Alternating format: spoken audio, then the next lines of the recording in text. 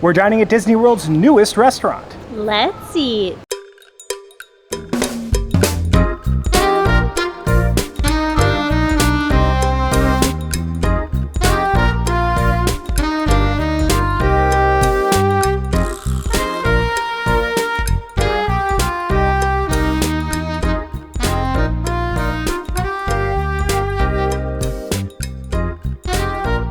Hello everyone, I'm Jay. And I'm Sam. And you're watching the Theme Park Foodies. We're back at the Swan and Dolphin Resorts for the newest restaurant here in all of Disney World. It's a steakhouse, ladies and gentlemen. It is Bourbon Steak. I believe the restaurateur, the chef, is Michelin recognized, right Sam? Yes, he's a Michelin Star chef. He runs, I think, over 40 restaurants. Oh wow. And this restaurant has replaced Shula's. Yes, so we actually really liked Shula. Disney fans were big fans of Shula's Steakhouse, but unfortunately it is gone now. We actually went there with my sister on her 30th birthday. We actually have a vlog on that. Not a good video. Don't watch it. Filming with the GoPro at that time. And people were disappointed with Shula's going out, but this place looks delicious. You guys, if you've watched our stuff before, you know that I love bread service. They have done away with bread service, but I think they may be doing something a little bit better, right? Yeah, so they pride themselves on being innovative. So they are offering a fry flight in lieu of a bread service. They do have a bread service that you can purchase. That's included. Yeah. You sit down, they just give you French fries. I'm all for this. Genius. Yeah. I mean, I don't know why nobody thought of that sooner. This will be in the Dolphin section. Just so you know, the Swan and Dolphin Resorts, they're kind of like sister resorts. They're right across from each other, though. You can walk across. If you are parking at either the Dolphin or the Swan, they can validate your parking there. This is also within walking distance or a boat to Epcot. So you can either take the boat here or walk. It's probably a 10-minute walk from Epcot, right also near the Boardwalk Resorts, as well as the Yacht and Beach Club Resorts. I honestly think that the Swan and Dolphin are hiding some of the best eats in Disney World. We love Il Mulino. We actually think it's one of the best Italian restaurants here on Disney property. Rosa Mexicano. Yeah, Rosa Mexicano is probably our favorite Mexican restaurant on Disney property. There's a lot of good, eclectic mix of restaurants at these resorts. And I'm wondering if this could change the hierarchy. So we've labeled, out of all the resort hotels on Disney property, our top 5 favorite. Nothing from the Swan and Dolphin has made it, although we do love these restaurants. This is a steakhouse, though. It's my flavor palette. And, I mean, California Grill was number 5. We didn't have that great of an experience there. I'm wondering if this could now be in our top 5 Disney restaurants with how delicious and amazing the menu looks. They have Wagyu on this menu. And you know me, I'm a huge fan of goo. Yeah, it's A5 Wagyu. Yeah. They also have a lobster pot pie. Ooh. Oh, man, I don't know what to get now. I either want the lobster pot pie or the Wagyu. Probably the pot pie. Wagyu's a little expensive.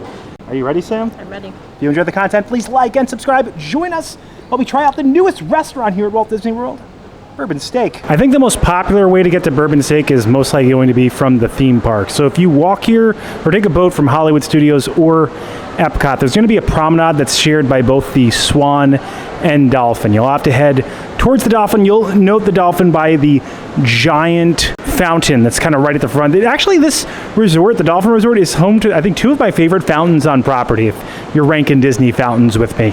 If you're going in from the Swan, you can park at the Swan, walk straight through the Swan, past Il Mulino on your right to the outside, and you'll see that promenade. You just kind of keep walking straight. Then you will walk inside the Dolphin Resort. You'll go up the escalators, and you'll make your very first left, and you will see Bourbon Steak. It's actually right next to a Moana Journey of Water, kind of like topiary in here. If you are parking at the Dolphin Resort to dine here, you will walk straight in to the Dolphin. You will walk past those fake palm trees, and you will see another beautiful grand chandelier and fountain. Again, 2 of my favorite fountains on property in this resort. You're going to see kind of like these black archways. You're going to walk underneath those black archways, and you're walking in on the same level that Bourbon Steak is here. So right here, Bourbon Steak, a Michael Mina Restaurant. I'm excited for my first Michael Mina Restaurant. So we have been checked in and seated, and I'm enjoying the interior decor in here. It is reminiscent of Shula's. They still have the all the wine bottles to the right, kind of right as you walk in. There's some abstract artwork on the walls. The water that they served us looks like it's in an actual bourbon glass, which makes sense. They have these little dim lights here. I don't even know like what this is called, but I love the style of it. The menus themselves feel like leather. There's a lot of nice texture on here. All right, let's break down the menu for you guys. All right, to the left you can see their shellfish, caviar, and red Alaskan king crab. This goes by market price. The caviar is kind of like an experience here. It's $125 and $165. This shellfish looks like it's more in my price range. They have the oysters, shrimp cocktail, shellfish platter, which looks good, and the half-Maine lobster. Now they do have bread if you want it. There's a black truffle bread, although it's a $14 upcharge. And we have the salads and formal appetizers. So we have a hearts of palm salad, a petite romaine Caesar, the wedge, onion soup gratin, Michael Mina's signature tuna tartare. I feel like it's asking me to get that. Bacon wrapped scallops, instant bacon, and jumbo lump crab. At the bottom here, they have a truffle treat for $47. What they'll be known for is this from the grill section. Of course, they have a 10-ounce center cut filet mignon, 14-ounce New York strip, 16-ounce ribeye, 32-ounce porterhouse. I love me a porterhouse. And then they have a Faroe Island king salmon. I really want to get the A5 strip loin. That's going to be $132. They also have an 8-ounce Wagyu rib cap, which is going to be $95. A 16-ounce bone-in New York strip, $72. These are specialty cuts. A 22-ounce dry-aged Cowboy Ribeye. I heard this is great. And they have accompaniments. Now, these aren't the sides. These are things you can put on your steaks. They have like a béarnaise sauce, a bourbon steak sauce, red wine demi-glaze, chimichurri, black truffle butter, blue cheese crust, diverse scallops, half-Maine lobster, and grilled prawns. These are going to be definitely the pricier accompaniments. Now, I know they're known for steak, but I really like a Maine lobster pot pie. That's something I feel like I have to get. They also have a smoked tomahawk, slow roasted prime rib. They have some other signature options. They have fish. There's going to be big eye tuna, miso broiled sea bass. This is farm and flock. So we have the red wine braised Wagyu short rib and butter roasted chicken. Sides are all the way at the bottom. They got a lot of good looking ones. They have a grilled asparagus with, I think it's a béarnaise sauce, loaded baked potato with all the fixins, creamed spinach with crispy shallots, whipped potatoes, creamy mac and cheese with black truffle, roasted mushrooms, garlic and herb butter, jalapeno creamed corn, char, broccolini, served with lemon. Now at a place called Bourbon, they're going to have some great signature drinks. They have a famous martini, a blueberry martini. Everyone Loves My Baby, the Ring of Fire. So actually we ordered this Ring of Fire. We wanted to try one of their drinks. Friendly Face, Fruit Ninja, Concrete Jungle. We are from the Concrete, actually no, we're from Long Island, kind of near the Concrete Jungle. Then we have a Hugo Spritz, a Bayside, and a Carajillo Espresso Martini. Ooh, espresso martinis. I know a lot of friends like those espresso martinis. A lot of friends of ours. This is the Bourbon Old Fashioned. I heard it's pretty smoky, and it has, I think, a maple flavor to it. They do have some non-alcoholic selections. The Fair Weather Friend, a Polite Company, and Easy Money. Now, as you can imagine, the drink menu is pretty extensive, so I'm just going to kind of scroll down past these things. Here are the signature wines and beers. You can see all the spirits right here. Again, just pause if you want to see everything. It's going to take me a while to go over everything. Worldly spirits, tequila and mezcal. We got the whiskey. We got the scotch. There's a lot in here. I think this is the last page.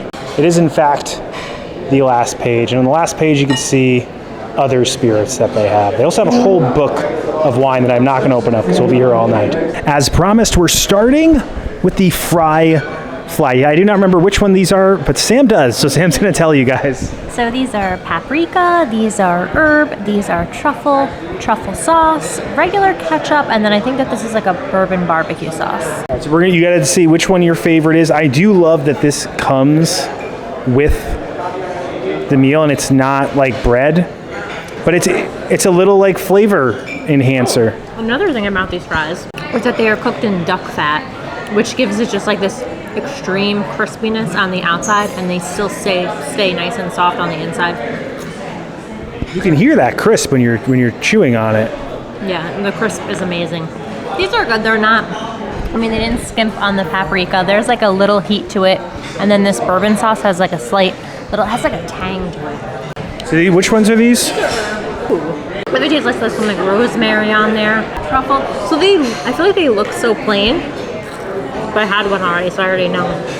They're so good. I feel like with truffle, it's either so overpowering or I can't even taste the truffle, and I feel like this is just like the perfect balance. I'm gonna get some of that truffle sauce. I'm giving this a 10. Oh, it's a 10 out of 10. That's crazy. It's a nice variety. It's innovative. No one serves you a free fry flight when you go somewhere, so I appreciate that. All right, so it's my turn to have the fry flight. Let me turn it around so you guys can see all the dips. I'm gonna start off with the paprika fries. These are paprika, you said, right? It's a good crisp. That's great. I'll try a little sauce. The texture is amazing. That's the duck fat. I actually like it more without the sauce. The sauce is good. I just think these are really shining because they're so high quality. Look at that. Look at the way that just like broke right off. We're also having a little technical difficulty with our camera right now, so if the camera work is shoddy, we apologize. So what sauce is this, Sam? It was a truffle fry with a truffle sauce. 10 out of 10. For like a bread service, it's a 10 out of 10. It's original, it's Americanized, it's good. It's elevated for fries. So for my favorites, I would go truffle, paprika, and the herbed. Yeah, I like that order. All right, so we had to get a drink. We both had to get a drink. You guys know I don't drink that much. But it's called bourbon, you know? I have to get something. So Sam, what did we choose to get? So we went with the Ring of Fire. So it has mezcal, Aperol, lime, pineapple, ginger, and then there's like a takarashi. It's like a Japanese spice, I believe, on the rim. You have like this dried pineapple. He said to have this at the end, like it soaks up all the alcohol. Not really a mezcal gal. You are a Johnny Cash fan, though. I am. I like the ice cube. It has like that big block ice cube. Looks smooth. That's interesting. So the mezcal has like that smokiness, but then you have like the sweet pineapple that contrasts the smokiness. It helps. I don't like overly smoky drinks, so I think that's like a perfect balance. And a little spice from the ginger. There's a lot of flavor in this, and it just like it goes back so smooth. I'm gonna give this an 8. Wow, so far 10 and an 8. Like it's maybe this is gonna knock California Grill off the ladder. I feel like the ginger is gonna give this a good bite. I'm gonna drink off of like one of these little rim sides. Wow, that's so smooth. So the pineapple gives it this nice hint of sweetness, and then the ginger has a very like unique bite that I think complements the flavor of the alcohol very well. Obviously, presentation's on point. I mean, this is a beautiful looking drink too. Usually, I'm not a connoisseur of drinks, so I would never suggest that you guys should take my complete review or opinion on drinks seriously, because I'm not someone who drinks a lot.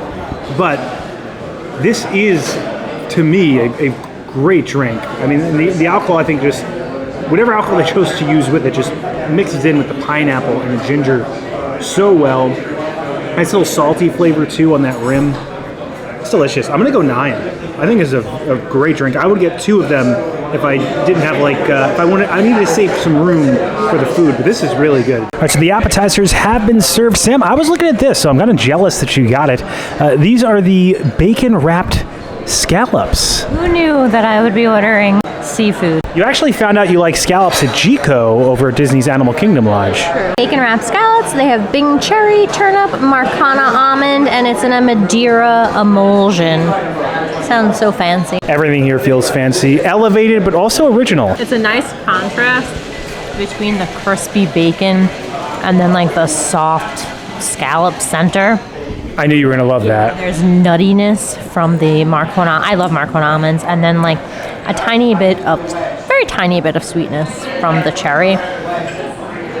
These are fantastic. I just wish we had more, because I'm gonna save one for you, obviously. I can you leave me half of one. No, I don't need to have a whole one. I'm gonna go 9. Wow. Wow. All right, so this is Michael Mina's signature tartare.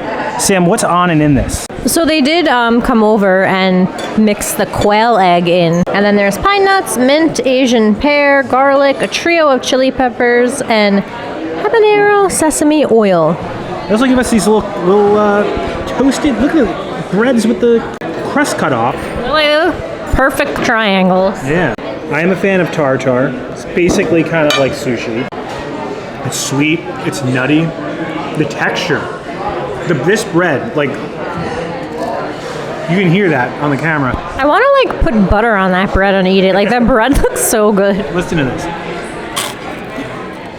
You gotta hear that. That was best toast I've ever had. This toast is it's perfect. Really, it looks perfect. It's not burnt. Like this is like the toast I try to make at home. I could never make. Also, I feel like he called it something when he came over, and the name is evading me what it was actually called.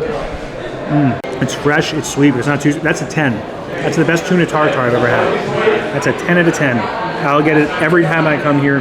There's a reason Michael Mina put his name on it. So this is very good. So far, I think this is better than Shula's. And we really did like Shula's. I think we already knocked 2 10s on this. All right, so this is the black truffle bread. The chef actually sent it out to us. We didn't pay for this one, just so you guys know. This is like their bread service you could pay for. And these are Parker House rolls that are infused with truffle oil, I believe, right? Yes, you took everything I was going to say. It looks beautiful. And it's pull on that. Super hot. Oh my God. Man, that oil is like throughout the whole. You've heard of a cheese pull, but this is a bread pull. I feel like the texture of everything is like the texture of all the food has been like on point. It tastes a lot like a garlic knot, like a garlic bread, like a very elevated garlic bread. Such amazing texture with the bread that came with the tartare, the texture of the fries, like however they're preparing it, whatever oil they're using, it just duck fat. I don't know what. So good.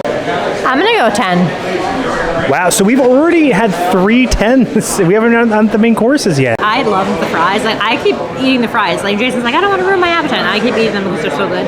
But like if they got rid of the fries and got this, I would be okay with that, even though I love those. I'm calling it right now. This is going to be the best restaurant at Swan and Dolphin. Like this is going to be the one we suggest you guys go to. Oh man, just the smell of this. And like look at the way the crust is. And you notice nothing is greasy. Yeah. Look at that right at the top. Look at this crust. Everything has a crunchy exterior with like an extremely soft interior. It's a 10. It's a 10 out of 10. I'm a fan of Parker House rolls, so I'm going to be... If you give me a Parker House roll, it's probably going to be 8 no matter what. But I mean, this could be better than... And we love flying fish. I may like this more than flying fish. Flying fish has those signature options, but this tastes elevated. Like it's better than Shula's, no doubt. It's Cake Bake Shop is kind of down the road, and it's like... I don't think Cake Bake Shop should even be in the conversation. Yeah. So and we're just at the appetizers right now. This is one of the best restaurants I've eaten at, like new restaurants at Disney in a long time. Which is one of the best restaurants period I've eaten at Disney. Like it is very good. I'm excited for the main course. So this cocktail is, like I said, really special with me because it's the first cocktail that ever went national for me. It is going to be in a style of a Manhattan. It is going to be infused with a little bit of rose aromatics here. But you're going to be having Russell's 6-year rye, green chartreuse, French ginger liqueur, sassafras, and angostura bitters, which is absolutely delicious. It's something that I carry with me everywhere I go, and I call it Everybody Loves My Baby. It's a lyric from Breaking On Through to the Other Side by The Doors, which is my favorite song as well. So I really hope you guys enjoy this, all right, guys? Cheers. Thank you very much. Appreciate it. All right, so they provided these to us complimentary. You guys heard the story of this drink. Everybody Loves My Baby. I didn't take a picture. Take a picture? Okay, let's have to take a picture. So Everyone Loves My Baby. Russell's 6-year rye, ginger liqueur, sassafras, and cardamom bitters. Came a little smoke show too. Fancy. I feel like I'm like not even good enough to drink this. It's so fancy. I'm also not a whiskey drinker, so FYI, I'm so intimidated by this because I'm not a whiskey drinker, and it has things in it that I've never heard of. But that is smooth. That's really good. It has a little spice to it. I'm assuming the sassafras, the cardamom. It's incredible. I literally never drink whiskey, and this is a good drink. It's not something that I would get again just because I'm just not a whiskey drinker, but it's extremely well made. I'm gonna give it a 9. It is a very good drink. We don't want to get too 10 happy. All right, Everybody Loves My Baby. Everybody does love my baby. Wow, that's so smooth, like you said. I didn't think that I was going to be able to take more than one sip of it because I don't normally drink whiskey, but it's just like, you could keep drinking it. I think it's important to have the orange peel on top because when you're smelling the citrus, it kind of adds to the flavors of what's in the drink as well. So it's like you keep it right here, touches the nose. The cardamom isn't like overpowering either. I don't like love cardamom, but it's nice. Good amount of little spice when it comes down. I'm gonna agree with your 9. This is both the drinks we had are just incredible.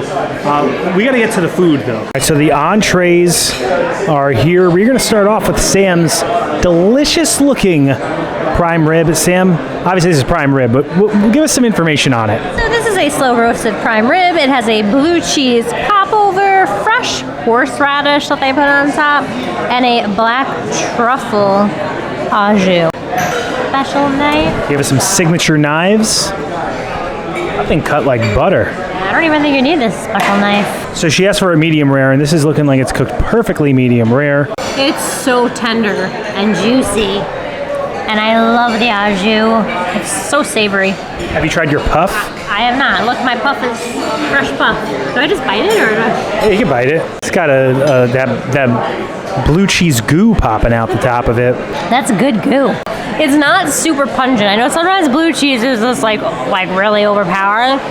If you don't like blue cheese, I still think maybe give it a shot. Like it's not super pungent. Very like light and like creamy. Wow. Even they put like fresh horseradish on top. But again, the horseradish is not, I'm not a horseradish person. It's not overpowering anything. This is fantastic. I'm gonna go 9. Well, 8 has been the lowest so far. That's interesting. This is the 22-ounce dry-aged Cowboy Ribeye. It looks like it comes with like a tomato on the side as well. I asked for it medium rare. I think there's a special way they cook this too, Sam, right? Oh man, look at that. I know they dry age it to like the maximum amount that you're allowed to dry age something. That's a beautiful interior. Yeah, definitely perfectly cooked. So they offered a peppercorn sauce with it. Obviously, it's an accompaniment that costs extra.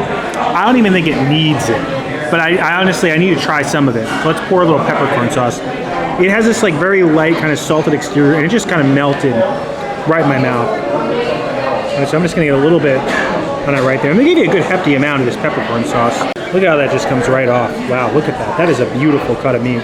Right amount of fat, crispy exterior, nice, delicious interior, a little bit of char on the outside. I mean, that is, you could just tell how tender that is because it's dry aged. Let me try this tomato out real quick. Look at that. That is a beautiful steak tomato that you would get at a classic steakhouse. Bursting with flavor, a little bit of sweetness. This is like that's some cocktail sauce on it. This is a great steak. 9. I don't know what could make it better, but I'm just a spiritual thing. I'm gonna go 9.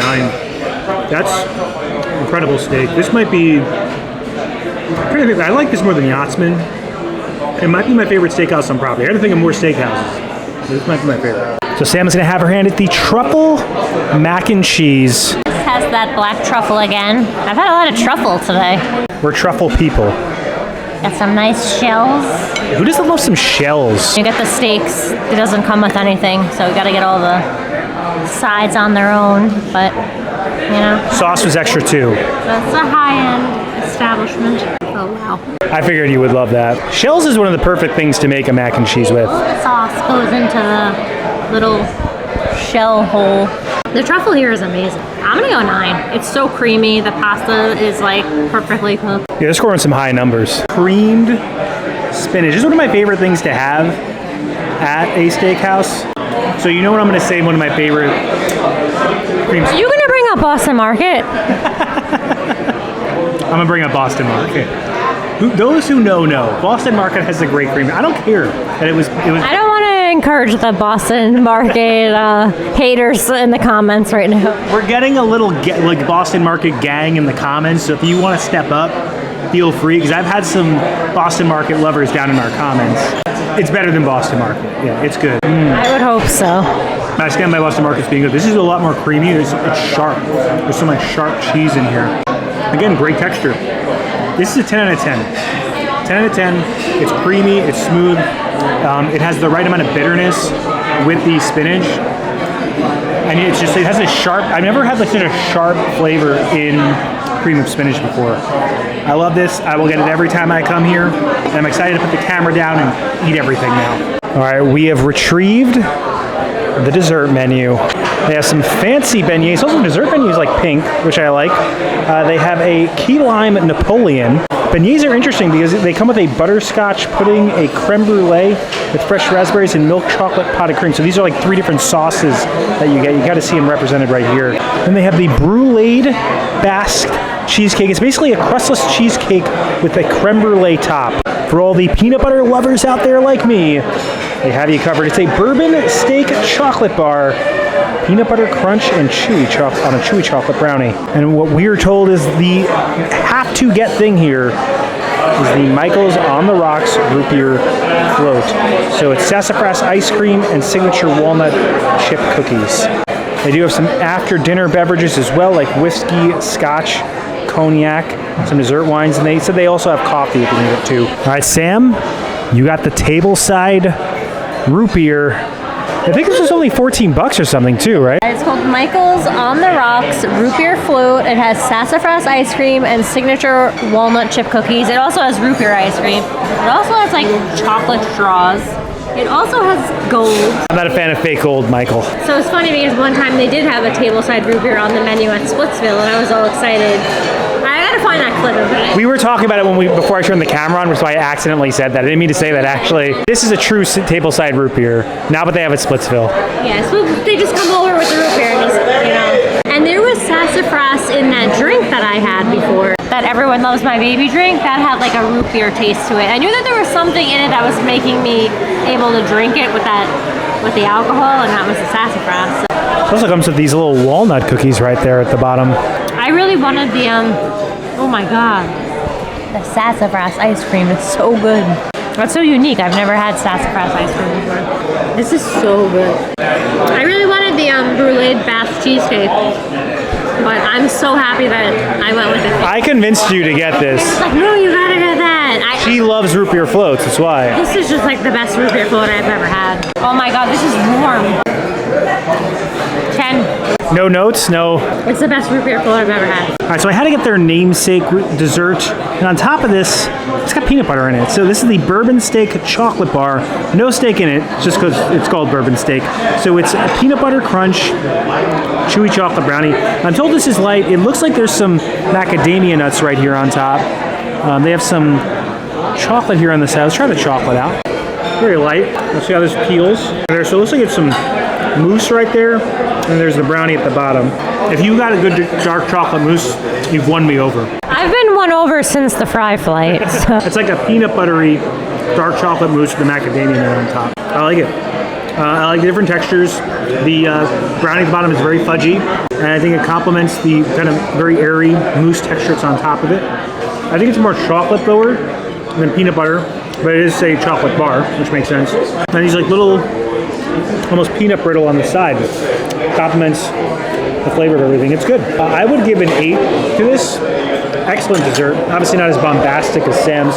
What's interesting enough though, Sam's dessert was $14. This was $15. So if you're looking for something to share, I definitely would go with Sam's dessert because you get a lot more bang for your buck. All right, so that's it for our time at Bourbon Steak by Michael Mina. That's one of the best restaurants on property. Definitely a top fiver. Changes up our rankings completely in our top 5 Walt Disney World Resort restaurants. I would knock California Grill off the list. I might even put that like top 3 category in all the restaurants I've dined at on Walt Disney World property. 100% my favorite steakhouse right now. We need to go again to see if the quality remains consistent. Some of these places are just on point during their opening weekends, but the food quality is the best in this area. Blows Cake Bake Shop out of the water. So we spent close to the same amount of money there when we went their opening day.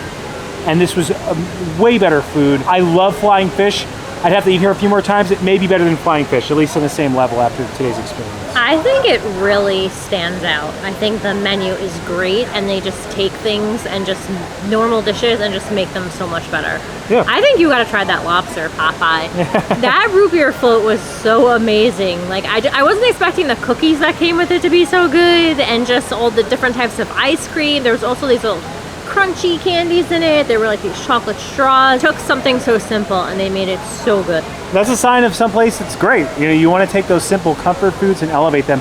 I want to try that pot pie, but it's so hard for me to not get that steak. That cowboy steak was delicious, and it's cooked in a specific way, right? They sear them in butter. It locks in the flavor. It prevents the meat from shrinking. Quality meat, quality preparation. That's why it had that crispy sear on the outside, and it was very juicy on the inside, and it tasted very savory and flavorful, that cut of beef that I had. Yours too, like Everything here was exceptional. I highly recommend coming. It's so cool you get free French fries right when you start. But and perfect thing to share. I'm so happy that they gave us the bread service because we wouldn't have ordered that because we're like, oh, we got fries. Why did we get this bread? That bread was incredible. Like, I don't like to pay for bread service.